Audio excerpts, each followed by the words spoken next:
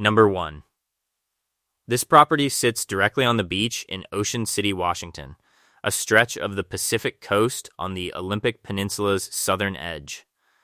This isn't a house at all in the traditional sense.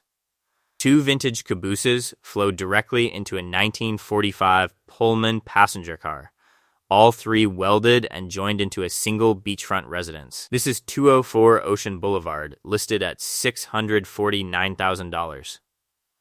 According to King 5 News, this property is genuinely famous in Ocean City. The previous owner, who sold it after running it as a successful Airbnb for 10 years, told reporters plainly, "In Ocean City, everybody knows the train. It's well known. It's a legend. It's historic. A century-old passenger car and 2 rail cars, sitting quietly among pine trees a few hundred feet from the ocean, has become a local landmark simply by existing. Step inside the Pullman car and you're standing in what used to be a moving hotel room built for wealthy rail travelers in the 1940s. The curved ceilings still arch overhead exactly as they did when this car rolled across the country on active rail lines. The original luggage racks remain bolted into the walls, brass fittings unchanged, built to hold suitcases from passengers who got off this train decades before anyone thought to park it permanently on a residential lot. A wet bar still stands where it once served drinks to travelers riding these same rails, the same fixture now pouring drinks for whoever owns a beach house shaped like a train. Walk toward the rear cars, and you reach the original cabooses, painted deep green, still sitting on short segments of railroad track embedded directly into the gravel driveway. One caboose door opens onto a small back porch with a rusted metal sign reading derail bolted to a post beside the steps. A piece of authentic railroad signage repurposed as yard decor, or maybe left exactly where it always was. The kitchen inside stretches down what the listing calls a supermarket aisle-length hallway, a narrow galley kitchen running the entire length of the car. Stainless steel appliances squeezed into a space engineered originally to feed passengers on a moving train rather than a family standing still. Curved skylights let daylight filter down into a living room lined in wood paneling, a corner gas fireplace glowing beneath a flat screen mounted where a departure schedule might once have hung. Outside, according to the same reporting, a koi pond and small waterfall sit near the cars, close enough that the previous owner described hearing the ocean in one ear and the waterfall in the other. 2 separate bodies of water audible from the same porch a converted train car now calls home. The listing confirms the property comes with an easement granting direct access to the Pacific Ocean, meaning whoever buys this train can walk straight from the tracks in their yard to the sand and surf a short distance away. Gray's Harbor County tax records show this property is assessed at under $100,000, a number that hasn't caught up to what 3 rail cars turned into a coastal home have actually become worth on the open market. 3 separate rail cars fused into one home, each built for an entirely different purpose than sheltering a family permanently. A Pullman car's curved ceiling and original luggage racks, untouched since it last carried passengers across the country.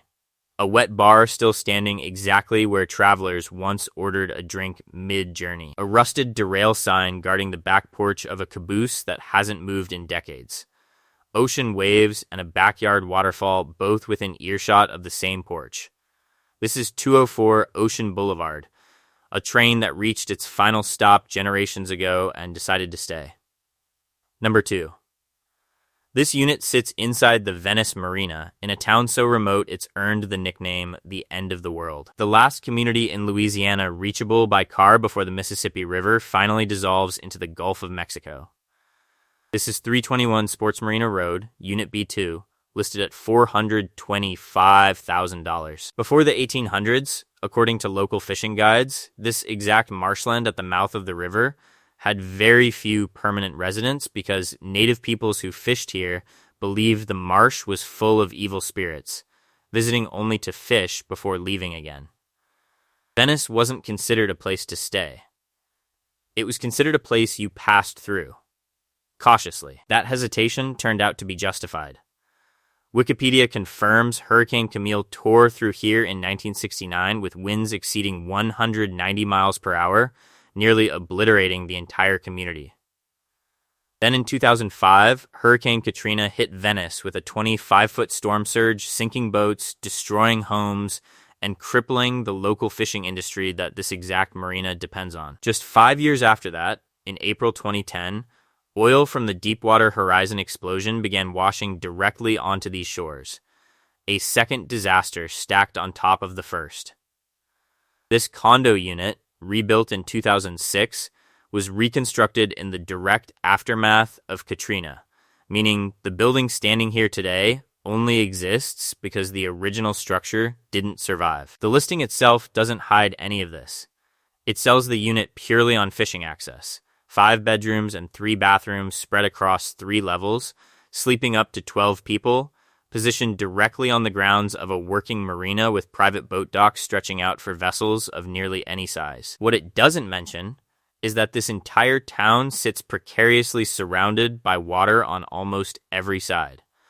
A peninsula of land the Mississippi River itself built up over centuries and could just as easily reclaim. Walk the exterior and the building looks less like a coastal condo and more like an industrial dockside structure. Gray corrugated metal paneling running the length of the unit. Small windows placed high on the walls the way flood-prone construction often is, keeping living space elevated above whatever storm surge history says is coming next. Interior hallways are lined with fire extinguishers mounted prominently on the walls, a detail more common in commercial marina buildings than residential condos. Standard equipment for a community that has learned the hard way what happens when disaster strikes with no warning. Inside, the living space looks ordinary. Mounted animal trophies on the walls, a stone fireplace mantel, an open kitchen with granite counters, the kind of comfortable interior that could belong to any lake house. But every detail sits inside a building rebuilt from wreckage. In a town that has lost entire neighborhoods to hurricanes twice in living memory and had oil wash up on its beaches within the same decade. This unit carries a $2,500 annual HOA fee covering the marina grounds, common areas, and security cameras. Infrastructure costs for a community that knows exactly how much can be lost here in a single storm season. Plaquemines parish census data confirms Venice's population declined by nearly 20% between 2010 and 2020 alone.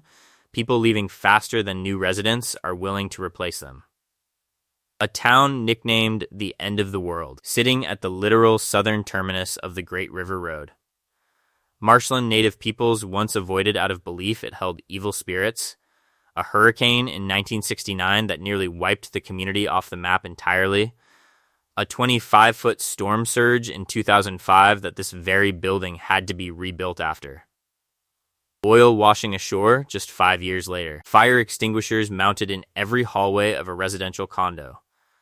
This is 321 Sports Marina Road, a fisherman's paradise built and rebuilt on ground that keeps testing whether anyone's meant to stay. Number 3.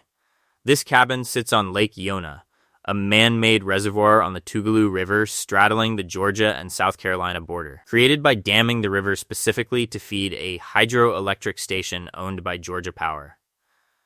This is 767 Lake Yonah Reservoir, listed at $285,000, and there's no driveway leading to it. The listing states plainly, boat access only. The only way in or out is across the water itself, launching from the Lake Yonah boat ramp with no road connection to this property at all. Wikipedia confirms the entire lake was built to generate 22 megawatts of power, and today it holds only 72 homes scattered around its shoreline. A residential lake so small and remote that reaching most properties means owning a boat isn't optional, it's mandatory. This cabin, built in 1985, sits elevated on stilts and posts driven into a steep wooded hillside. The structure rising up out of dense forest at an angle that makes the front porch look like it's floating above the tree line. Photos show the deck sagging and weathered, support posts visibly leaning, wooden railings missing sections entirely, exposed to decades of humidity with nothing but tree cover to shield it. A rope tied off to a stake in the ground runs down the slope toward the water. The kind of makeshift guideline someone rigs up when the hillside itself is too steep and slick to climb safely without help. Inside, the bathroom hasn't been touched in what looks like decades. A pale yellow shower stall sits behind a blue curtain, walls stripped down to bare particle board in patches, red carpet stained and worn down to the subfloor near the toilet. The sink cabinet shows a hole cut clean through the countertop where a basin used to sit. Now just an empty black void staring up next to scattered toiletries left behind by whoever lived here last. One bedroom photo shows a bunk bed frame with a floral patterned mattress bare against rusted metal railing. No linens, no pillows. Just a stripped frame sitting in near total darkness lit by a single bulb. A window at the far end letting in only a sliver of moonlight from outside. The whole room reads like it hasn't held an actual overnight guest in years. The kitchen area is the strangest space in the entire cabin. Walls are lined completely in black plastic sheeting, stapled up floor to ceiling, the kind of vapor barrier normally hidden inside a wall cavity, not left exposed as the finished surface of a room people are supposed to cook and eat in. Cluttered counters hold stacked plastic bins, an old blender, scattered tools, and what looks like antlers mounted directly onto the black plastic wall.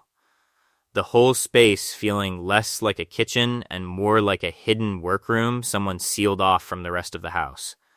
The listing confirms this cabin has no heating and no cooling system installed at all, meaning whoever stays here rides out both Appalachian summers and winters with nothing but whatever the forest canopy and lake breeze naturally provide. There's no hoe, no parking, and the property has already sat unsold for over a year. 369 days on the market as of this listing, watched by nearly 2,000 people, but saved by only 38. A property reachable only by boat, sitting on a lake built solely to spin turbines for a power company across state lines. A kitchen sealed floor to ceiling in black plastic sheeting like something meant to be contained rather than lived in. A bathroom stripped down to bare board with a hole cut straight through the countertop. A bunk bed frame stripped bare in a room lit by a single bulb. A rope staked into the hillside because the slope down to the water isn't safe to walk without one. This is 767 Lake Yonah Reservoir, a cabin nobody can reach by road, sitting quiet on a lake that only exists because somebody needed the power. Number 4. This house sits far out in the eastern reaches of the Antelope Valley, at the exact kind of address urban historian Mike Davis once used to describe the sheer emptiness of this desert. In his preface to City of Quartz, Davis pointed specifically to intersections like 250th Street as proof of how the Mojave here had been engridded with phantom street signs marking nothing but vacant sand, waiting for a population that mostly never came. This is 456111 250th Street East, listed at $149,000, cash or hard money only. That grid Davis described stretches for miles out here, numbered streets climbing higher and higher into triple digits as you drive east from Lancaster Center, each sign marking an intersection that mostly leads to nothing but more open desert. This 400 square foot house, built in 1959, sits at the far edge of that phantom grid, on 5 acres of land the county assessed at under $70,000 even after decades of appreciation. Look at the price history and the story gets stranger. This property sold in 1998 for just $16,000. It listed this year at $199,000, then dropped to $179,000, then dropped again to $149,000, each cut landing within weeks of the last. A property that's already sat on the market for 161 days, watched by over 7,000 people, but saved by only 27, moving in the wrong direction on price while thousands scroll past without committing. Walk the exterior, and the house is a low stucco rectangle with a covered patio running the full length of the front, a chimney rising off one side, and a tall antenna mast stretching up from the roof, catching signal from a region so remote that streaming or cell coverage can't be assumed. A metal security door and barred window sit at the main entrance, standard hardware for a property this isolated, out past where regular patrol routes reliably reach. Inside, the kitchen shows the exact kind of half-finished renovation that stalls out on remote desert properties. Cabinets are hung, but the doorway leading to the next room reveals bare studs, exposed insulation, and a floor covered only in taped-down protective sheeting, work abandoned mid-project. In the room next door, a hole is cut clean through the wall, exposing bare plumbing pipes and wood framing behind the water heater, patched drywall stopping abruptly where someone simply stopped working. The listing's own language doesn't dress any of this up. It calls the property an investment project, plainly stating the home requires work and that financing options are limited to cash, hard money, or possible owner financing, the kind of terms reserved for properties conventional lenders won't touch. Zoning records list it under LCA 11, Rural Agricultural Land, the kind of designation that allows exactly the sort of isolated, off-grid living this stretch of the valley was built around. This entire region was once home to the Paiute people for thousands of years before railroad speculators like Moses Langley Wicks began selling off desert tracts for $6 an acre in the 1880s, luring settlers into a landscape that would go on to survive a decade-long drought. Boom and bust gold and borax mining, and a state prison built decades later that local civic leaders actively opposed. A house sitting inside a grid of phantom streets built for a population explosion that mostly bypassed this exact corner of the desert. A price that's dropped 3 times in months while thousands look and few commit. A kitchen renovation abandoned halfway through, exposed studs facing finished cabinets, a wall cut open around a water heater and never patched, barred windows and a security door standing guard over 5 acres that sold for $16,000 less than 3 decades ago. This is 456111 250th Street East, sitting quiet at the edge of a grid drawn for a city that never fully arrived. Number 5. Tucked right on the village green in Guildhall, Vermont, is a house that comes with its own jail attached to it.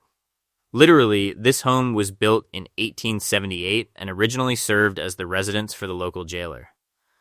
Attached to the north wall of the house is the former Essex County Jail, which operated until 1969. That means for nearly a century, someone lived in this house while inmates were locked up just feet away, through a shared wall. The listing states the jail wing still has the original prison cells intact, complete with barred windows, plus the old jailer's office still sitting there. So whoever buys this place isn't just getting a 4-bedroom, 2-bath New Englander, they're getting an actual decommissioned jail bolted onto their living room. The main house itself is 2,274 square feet, sitting on just under an acre of land in the middle of town. 4 bedrooms, 2 3-4 bathrooms, all upstairs, plus a bonus bunk room tucked up there too. Downstairs, you've got a family and media room, an office, updated kitchen, and a walk-in pantry. The kitchen has an electric stove built to look like an antique cook stove, so even the modern updates are dressed up like they belong to another century. Structurally, this house has survived a long time. Stone foundation, wood frame, clapboard exterior, a metal and shingle roof. Heating comes from propane, radiant floor heat, radiators, and mini splits, so someone has clearly worked to keep this old building livable through Vermont winters. But here's the detail that stands out. There's no central air, no cooling system listed at all. Just propane and radiant heat. Whatever's inside that jail wing, it stays exactly as cold or as warm as the weather outside decides. The jail wing itself measures 28 feet by 40 feet, and the listing straight up tells buyers to bring your ideas for what to do with it. Translation: nobody currently knows what this space is for, because its last known purpose was holding prisoners. Outside, there's a detached barn for storage, a private backyard, and a covered front portico looking out over the village green. Sounds charming during the day. At night, you're sitting on that porch with a former jail attached to your house, cells still barred, in a town small enough that everyone would know exactly which house has the jail in it. The home is also being sold fully furnished. Every piece of furniture currently in that house, whoever's been sleeping there, whoever's been walking past that shared wall to the jail every single day, all of it stays with the sale. You're not just buying a house with a jail attached. You're buying someone else's life inside it, exactly as they left it. Built in 1878. Operating as a jail until 1969. That's 91 years of prisoners cycling through cells attached directly to a family home. And now it's for sale, cells and all, on the village green of a town most people have never heard of. Number 6. Standing on a hill in Logansport, Indiana. This red brick Victorian looks like it was built for exactly this kind of video. Constructed in 1885, it's got the towering arched windows, the ornate cornice work, and ivy literally crawling up one whole side of the building. But the real story here isn't just the looks. It's what's sitting empty inside a 3,161 square foot house that's been stripped down to nothing. This home was previously run as a duplex, split into separate living units inside what was originally a single grand residence. Walk in and you get a 12-foot ceiling entryway with an open staircase, hardwood floors, and original woodwork that's survived over 140 years. 3 fireplaces are spread through the house, in the family room, the living room, and the first bedroom. None of them look like they've been used in a long time. Here's the detail that stands out. The listing openly says the property is being sold as is. Photos show peeling walls, sheer curtains hanging torn in empty rooms, floors stripped of anything resembling furniture. Whoever lived here left it stripped down to bare wood, bare tile, and bare walls. There's no cooling system in this house at all, so in the middle of an Indiana summer, that brick is going to trap heat inside those empty rooms with nothing to circulate it out. Behind the main house sits a detached carriage barn, the kind of structure originally meant for horses. At some point, that barn was converted for other uses. The listing says it previously served as a beauty shop on the main level. Picture that for a second, a converted carriage barn running as a functioning business, tucked behind a Victorian mansion, while the main house itself sat here through however many decades of changing ownership. The second level of that barn is plumbed for a kitchen and a bathroom, but it was never finished. It's just been sitting there, wired and piped for a life that never happened. This house has 4 bedrooms and 3 bathrooms across 2 full stories, but only 2 of those bathrooms are full baths. The basement is full and completely unfinished, just an open concrete space underneath the entire structure. No listed use, no listed renovation, just space that's been sitting untouched. What makes this listing even stranger is the numbers.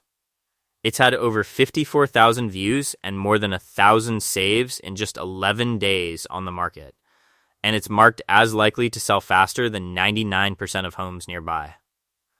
A stripped out, as is Victorian with an unfinished carriage barn and 3 unused fireplaces, is somehow one of the most viewed listings in the area right now. The exterior brick has faded and darkened in patches, and ivy has taken over enough of the back wall that it's swallowing the upper windows.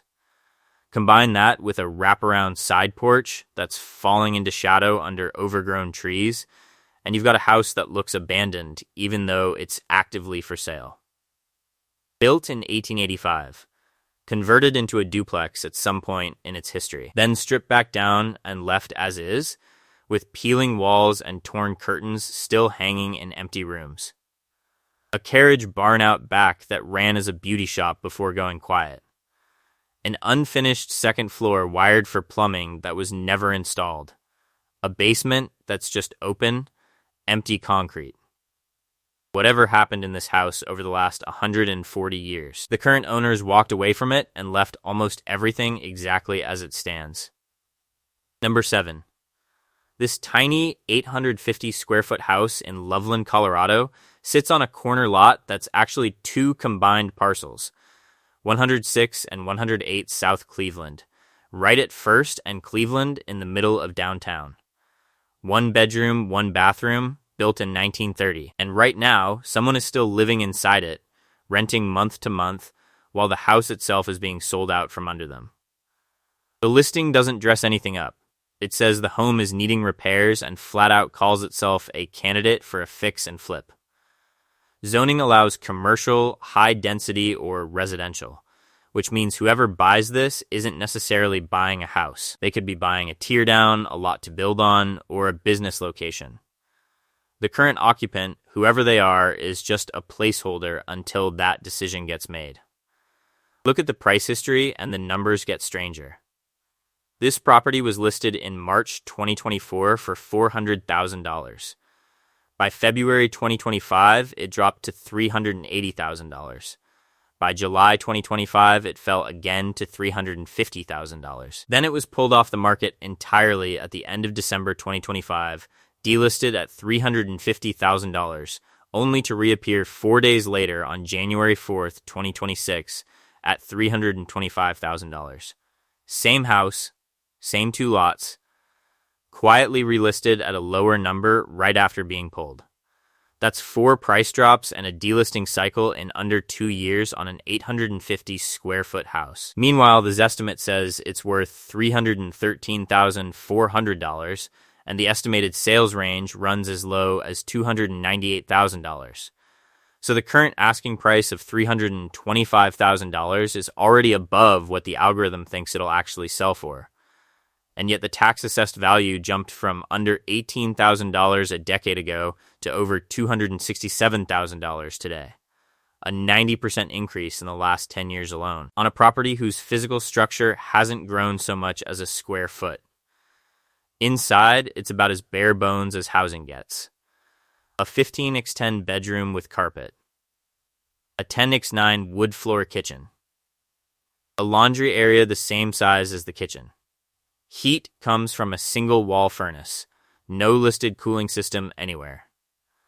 The basement is only partial. Total structure area is 640 square feet, but the listing counts 850 square feet of livable space, meaning the numbers themselves don't fully line up depending on which section of the paperwork you're reading.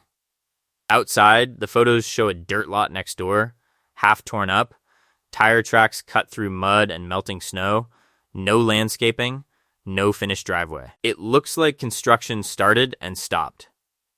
A single dark SUV sits parked in the dirt beside the house, and there's no visible garage, no carport, nothing. Just an old wall furnace house on a torn-up double lot, waiting for someone to decide whether to renovate it, flip it, or bulldoze it entirely for something commercial. This listing has been sitting for 190 days now, with only 294 views and 9 saves total. Compare that to a listing racking up tens of thousands of views in under 2 weeks. This one is barely getting noticed at all, despite sitting on a double lot in the middle of downtown, zoned for practically anything, with a renter still inside it counting down the days until the property changes hands. Built in 1930. Delisted once, then quietly relisted 4 days later at a lower price. Assessed value up 90% in a decade, while the house itself stayed exactly as small and as worn down as it's always been. A month-to-month tenant living inside a building the seller has already labeled as needing repairs, sitting on a lot that could become anything except what it currently is. Nobody knows yet what's going to replace this house. They just know it probably won't stay a house much longer. Number 8. This one's a fully renovated 1923 house in Goshen, New York, and honestly, there's nothing structurally spooky about it. New bathrooms, refinished floors, new kitchen, new electrical, fresh paint, a brand new deck. The kind of listing that reads more like a home renovation win than a haunted house story. But there are a few details buried in here that stand out anyway. Start with that chimney. Look at the exterior photo. A single oversized red brick chimney runs the full height of the house, taller and wider than the roofline itself, standing almost like its own separate structure bolted onto the side. It dominates the whole front elevation. Everything else about the house is soft white shingle siding, and then there's this one massive brick column running straight up beside it. Inside, the listing says the basement is only semi-finished, described now as ideal for a home gym, workshop, or playroom. No further detail on what it currently is. Just an open, partially done space underneath a fully renovated house above it, listed as flexible without saying flexible for what. The upstairs bonus room is described the same way. Versatile, good for an office, playroom, craft space, or storage. 2 separate spaces in this house, one upstairs, one in the basement, both explicitly left without a defined purpose. Everything else in the listing is specific. Primary bedroom, ensuite bath, dining room, breakfast nook. And then these 2 extra spaces just get the word flexible. Structurally, this home has direct main level living, primary bedroom, full bath, powder room, kitchen, dining, living room, all on the ground floor. But upstairs holds 2 more bedrooms, a bathroom, and that unlabeled bonus room, meaning the second floor exists almost like a separate unit stacked on top of the primary living space below. The listing is for sale by owner, not an agent, not a brokerage. The property owner is listed directly with a personal cell number attached. And despite $624,000 asking price and being on the market only 63 days, it's gotten just 603 views and 22 saves. Compare that to other listings, pulling tens of thousands of views inside 2 weeks. A fully renovated house priced at market value, sold directly by the owner, is getting almost no traction. Outside, the yard has been completely leveled and graded, described as ready for a future pool, garden, or dog run. That means whatever landscaping or structures existed on this 55-acre lot before were cleared out entirely and flattened. No trace of what was there previously is mentioned anywhere in the listing. Built in 1923, gutted and renovated top to bottom, sold directly by its owner with 2 unexplained flexible rooms still sitting empty inside it, and a chimney that towers over the entire house like it was built for something bigger than what's attached to it now. Everything about this listing says fresh start. But a house this fully redone, this quietly listed, this barely viewed, on a lot that's been wiped completely clean, leaves you wondering exactly what got left behind when they leveled that yard.